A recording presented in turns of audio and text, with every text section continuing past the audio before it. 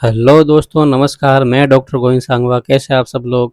तो आज के वीडियो में मैं आपको कुछ एक ऐसा वीडियो बताने वाला हूं जिसमें भेड़ के अंदर ब्लू टंग मतलब यानी उसकी जो जीभ होती है वो नीले रंग की हो जाती है, मतलब एकदम लकड़ी की तरह हो जाती है, मतलब उसकी कलर एकदम नीला हो जाता है। अब वो क्यों होता है, कौन से वायरस के कारण होता है, आपको नाम से पता चल ही गया होगा। ये एक वायरल बीमारी है जो बकरियों में या भेड़ में होती है, जो मेनली इसमें होती है।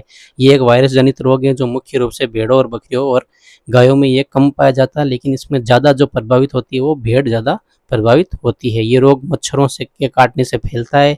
जो कुलसीकोइड्स फैमिली के जो मच्छर होते हैं वो उसको काटने से फैलता है। उसका जो वायरस होता है वो भेड़ के अंदर चला जाता है और ये उसके अंदर ये रोग उसके अंदर फैल जाता है, वो जल्दी से फैलता है। ये भेड़ों में बहुत घातक और तेजी से फैलने वाला रोग है, खासकर बारिश या नमी वाले मौसम के अंदर।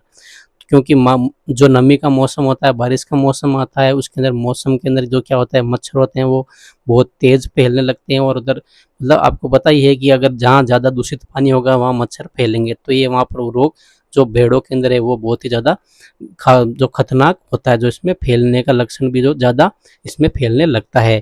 क्योंकि ये जल्दी से भेड़ों के अंदर रोग प्रतिरोधक क्षमता कम होती है इनके प्रति, तो ये जल्दी उसमें फैल जाता है और इसमें भेड़ में ये लक्षण पैदा कर देता है। तो चलिए जानते हैं इसमें क्या क्या लक्षण देखने को मिलते हैं, क्या कारण है, पूरी जानकारी और क्या उपचार है, पूरा आपको इस वीडियो के माध्यम से मैं बताऊंगा। तो चलिए आइए आगे देखते हैं। तो सबसे पहले बात करते हैं हम इसके कारण की। अब इसका कारण क्या है, इसका कारण है ब्लू टंग वायरस। जो कि ब्लू टंग वायरस होता है बीटीवी, जो कि रेडियो वेरिडी फैमिली का सदस्य है। जी हाँ दोस्तों, ये एक वायरस है, बहुत ही खतरनाक वायरस है ब्लू टंग वायरस, जो मच्छर के काटने से या संक्रमित मच्छर के काटने से भेड़ के अंदर फैलता है। अगर जो कोई संक्रमण, कोई अगर मच्छर है, तो अगर कहीं दूसरी दूषित मतलब कहीं से उठ के आया हो पानी में से या फिर कोई दूषित मल में से उठ के आया और वो भेड़ के अंदर संक्रमण के अंदर आ गया और उसमें ये रोग फैला दिया, तो इसमें ये तो जीभ के ऊपर है वो ज़्यादा असर करेगा। तो इस बात का ध्यान रखें, बहुत ही खतरनाक रोग है। इसकी वैक्सीनेशन आती है, वो वैक्सीनेशन आप ज़रूर लगवा लें ताकि इस रोग से भी आपको बचा जा सके।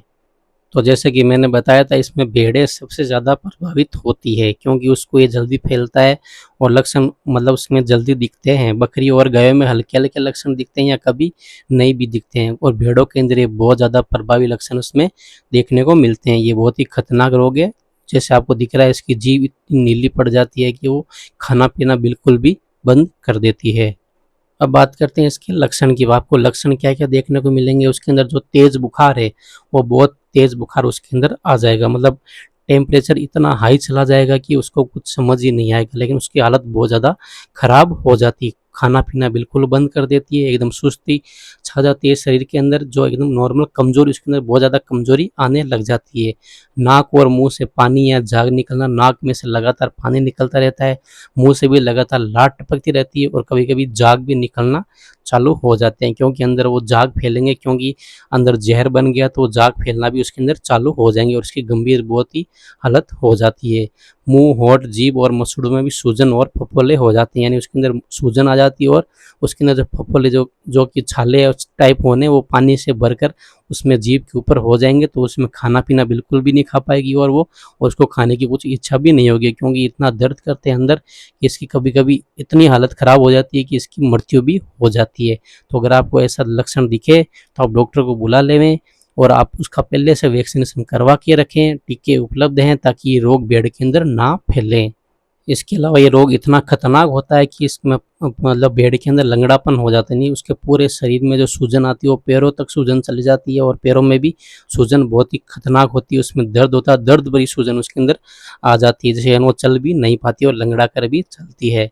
भूख बिल्कुल नहीं लगती है, कमजोरी रहती है, दूध बिल्कुल कम हो जाता है, क्योंकि बीमारी अगर फैल गई है वायरस तो उसके अंदर सब कुछ जो जो शरीर के अंदर होगा वो सब कुछ कम हो जाएगा। कमजोरी, भूख ना लगना, दूध कम होना, ये उत्पादन सब उसके अंदर कम हो जाएगा। जीभ नीली या बैंगनी रंग की हो जाती है, ये इसका सबसे बड़ा कारण है, क्योंकि इसके अंदर जीभ है ना नीली और बैंगनी रंग की हो जाएगी, पूरा एकदम कलर चेंज हो जाएगा, अंदर छाले हो जाएंगे बहुत खतरनाक वाले, उसको खाना पीना बिल्कुल बंद हो जाएगा और गंभीर स्थिति में सांस लेने में तकलीफ होगी और फिर मौत हो जाएगी। जैसे कि मैंने कहा था, अगर गंभीर हो गया ये तो उसको सांस लेने में तकलीफ हो जाएगी, वायरस इतना खतरनाक है और मतलब दर्दनाक मौत होगी उसकी। और उसकी मौत होना निश्चित है गंभीर स्थिति के अंदर। इसलिए अगर लक्षण दिखे तो आप तुरंत इसका इलाज करवा लें और वैक्सीनेशन आप पहले से इसकी करवा कर रखें।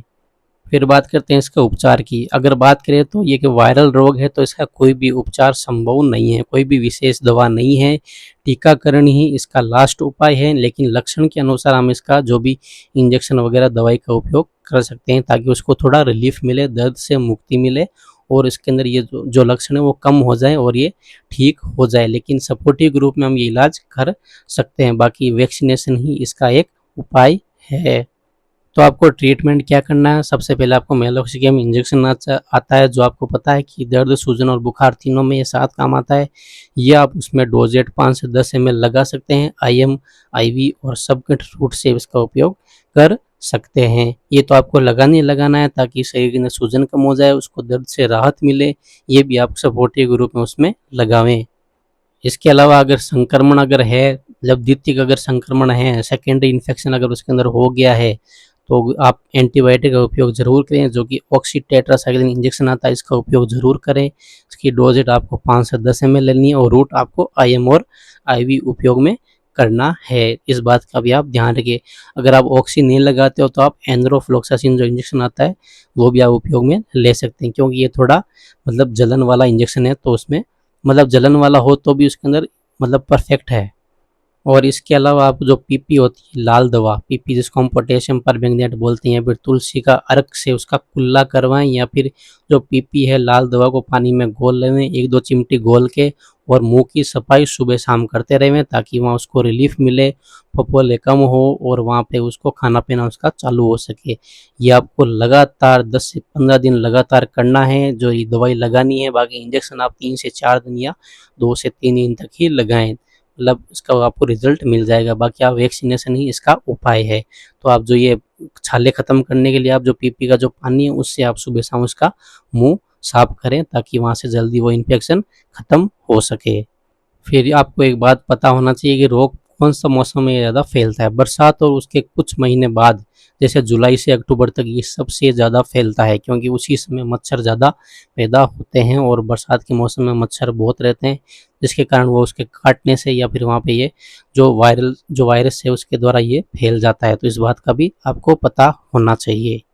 अब बात करते हैं इसके बचाव की। अब आपको बचाव क्या क्या करना है, मच्छर नियंत्रण करें, यानी कि मच्छर नियंत्रण करने के लिए जो स्प्रे आते हैं वो भी आप ला सकते हैं, या फिर कोई आप देसी इलाज भी कर सकते हैं ताकि वहाँ पर मच्छर ना घूमे और इनके पशुओं के आसपास मच्छर ना आए। अगर मच्छर काट जाए तो ये संक्रमण हो सकता है, और नियंत्रण करने के लिए आप जो उपाय करें वो आप घर पर कर सकते हैं। वैक्सीनेशन आपको ज़रूर लगवाना है, मैंने ये बात बोली थी, ब्लू टंग का वैक्सीन ज़रूर लगाएं साल में एक बार ताकि इस रोग से बचा जा सके।